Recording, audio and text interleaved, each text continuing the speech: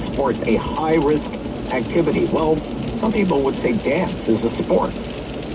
And yet we reopened dance studios.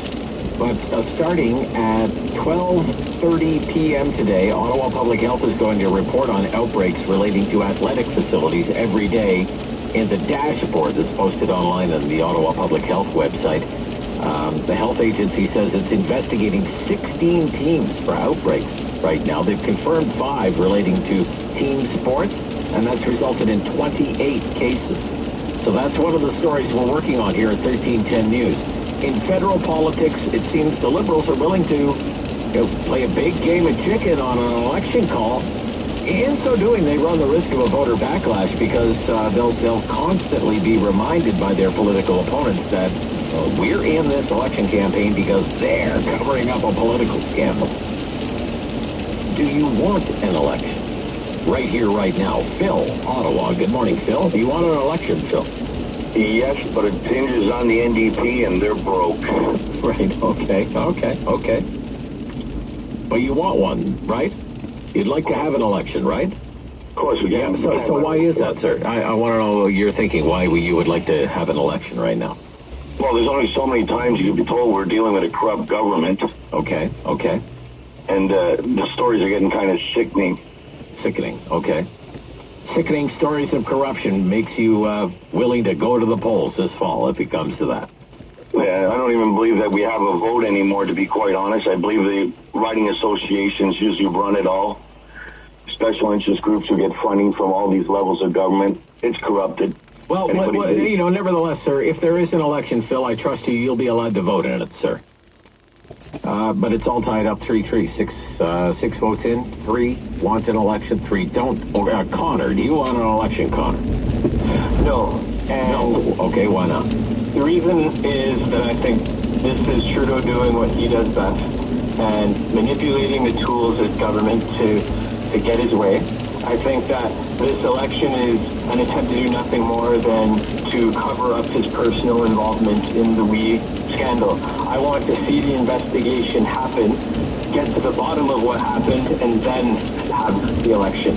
I think if the election's called today, he'll win, probably with a bigger seat count. Right. And I'm really just furious at Singh for voting against the investigation like he did a couple of weeks ago. Very disappointed, and I'm against the election for those reasons. Okay, thank you, Connor. Thank you.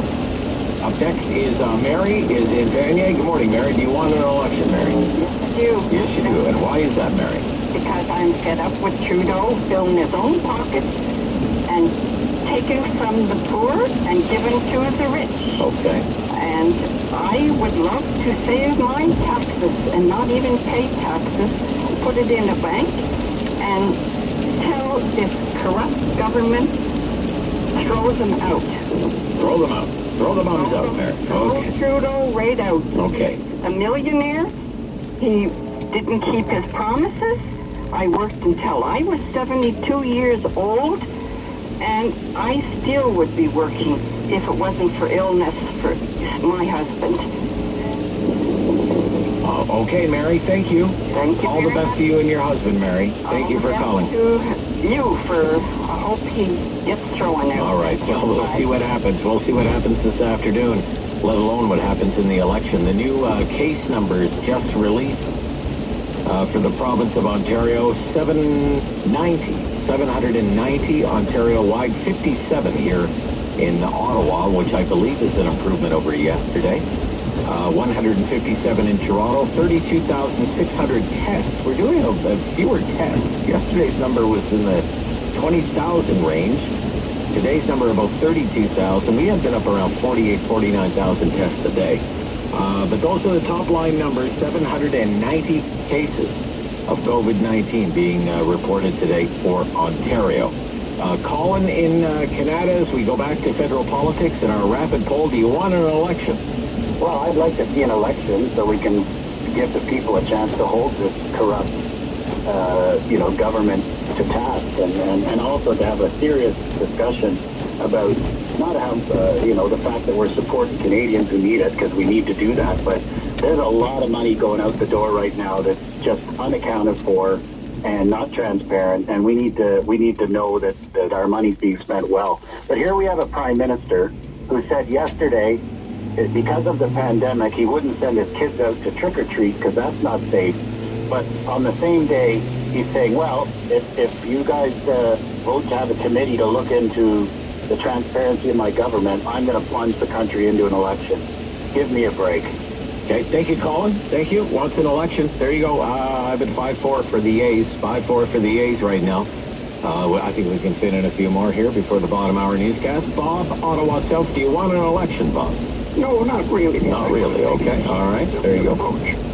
I don't think there's a specific rule book on confidence votes, but my understanding is that confidence votes relate to the speech from the throne, the budget, and financial matters. Yeah, typically money bills, but as I understand it, and neither of us are parliamentary historians or scholars, right, Bob? So, that caveat out there. Sure. That the government of the day can declare any vote before the House a confidence motion, a confidence vote. I'm not sure where that came from, but I'm wondering when Trudeau goes to the Governor General, how will she respond? What will her advisors have to say in this? Well, that's something interesting that you raised, because we are in this minority situation. For example, could the Governor General say, if the Prime Minister approaches her and says, your most regalness, I have lost the confidence of the House, let's have an election. We need to go to the polls. Maybe, I suppose, again, I'm into my depth here. Maybe she says to Mr. O'Toole, can you command the confidence of the House? Can you try and form a government? I guess maybe the Governor General could do that. she certainly could, but I think that she could turn around and respond to Trudeau that he's lost the confidence, and she could say, but the NDP supported your speech from the throne. Carry on and govern. Yeah, okay, but I guess it would, but at that point he would have lost the confidence of the House. It would have been declared. Well, right? that's okay. Yeah, I think when it comes to these issues of parliamentary procedure and what the rules are, I think with you and me, Bob, it might be a case of the blind leading the blind. Well, certainly. I think perhaps the Governor General might clarify. Maybe, Bob, but it sounds by all accounts, a lot of people covering Parliament Hill have been doing it for decades, who say it all depends on the outcome of this vote. That will start at around 3:15 this afternoon. Well, that's going to decide whether there's going to be an election or not. And nevertheless, my question is, do you want one? And you're saying no. No. Okay, there we go. At the end of the first half, it's all tied up. We've taken 10 calls, and it's 5-5. Oh, the stunning conclusion of the Talkback Hour Rapid Poll right after the news on Rogers TV and 1310 News.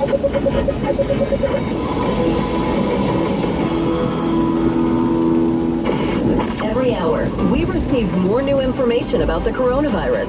What are the facts? What's fiction? Now more than ever, check OttawaMatters.com. We'll break down what you need to know, the information to keep you and your family safe. Because at OttawaMatters.com, facts matter. When it matters to you, trust the stories that are written by the people who know your city, including the team you trust at 1310 News. Any time of day, click on OttawaMatters.com. The wait is over. The first iPhone with 5G is here at Rogers. Unleash iPhone 12 Pro with super fast download speeds on Canada's largest 5G network. Get it today for $0 down with financing on a Rogers Infinite plan. And when you get it at Rogers, you also get 6 months of Apple Music free when you sign up. Just $9.99 per month thereafter. Get iPhone 12 Pro on the network with 10 times more 5G coverage than any other carrier. Visit Rogers.com to pre-order today. It's Jason. He made steak en flambe by accident and included a kitchen fire in the menu. But he's sleeping soundly because the team at Kirby and Mackle Insurance has his back. Their independent office is giving Jason the one-on-one support he needs. You can enjoy the same peace of mind from the attentive and passionate team at Kirby and Mackle. Insurance in Ottawa since 1859. Call 739-7562. That's 739-7562. Here's Allison Flecknick of the Waterford Retirement Community with an important message. Thanks, Mark. What better time to start thinking about making that move to a warmer climate? And I'm not talking about Florida. The Waterford at Bank & House Club will bring Florida to you in our warm saltwater pool and tropical all-season atrium complete with palm trees.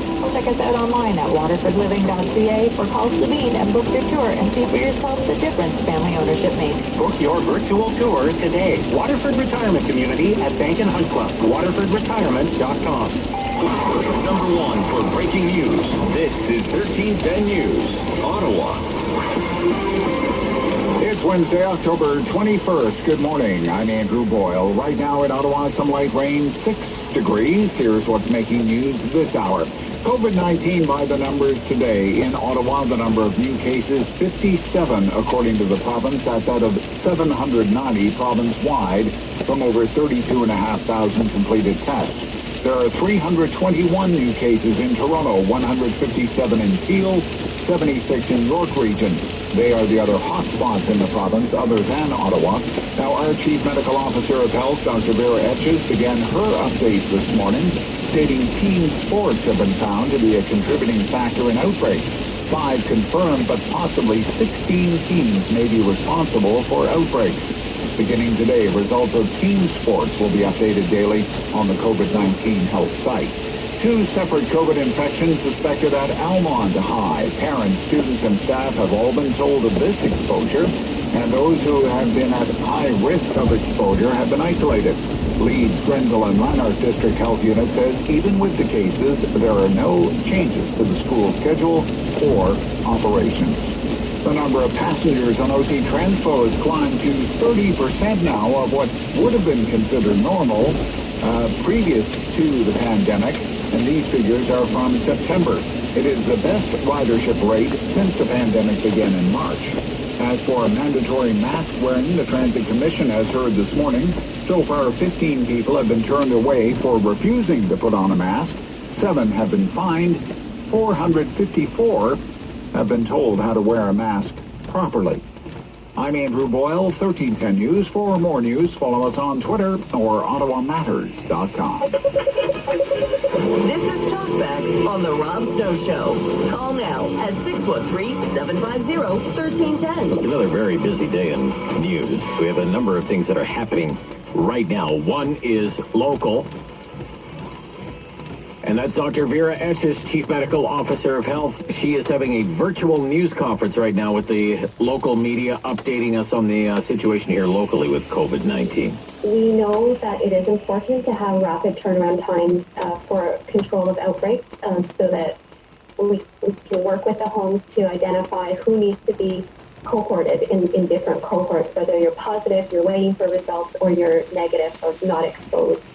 And we have been working with the public health. Well, that is happening in the Ontario legislature right now. The Queen's Park question period is just started. Here's Andrea Horvath. Like hockey coaches or sports coaches or PSWs. That is absolutely shameful to try to shield themselves with these folks who do their best to make our communities great places. We know that several families have already filed statements of claim detailing horrific levels of neglect and carelessness against for-profit facilities. We know that these for-profit long-term care actually frantically working the back rooms to protect their interests. We remember an executive at the for-profit chain Sienna who mocked the concerns of families at Woodbridge Vista Care and referred to their concerns as blood-sucking lawsuits.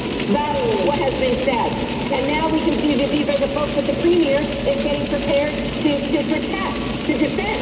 Why is he rewriting the law to protect himself and the for-profit chains that are making millions of profits? This is about liability provisions in a new bill before the House, which is an omnibus bill. This is Doug Downey, the Attorney General. Doing the service, the frontline workers, the volunteers, the charities, and the nonprofits in this province. What we are doing is making space in the system so those bad actors can be held to account. We do not want people who are doing their honest bets in good faith to be put in harm's way. When they're every day going into those facilities, the PSW workers, they're going into their communities to do the work at food banks, through charities, through nonprofits. Mr. Speaker, the critic for health asked me to do this, Mr. Speaker.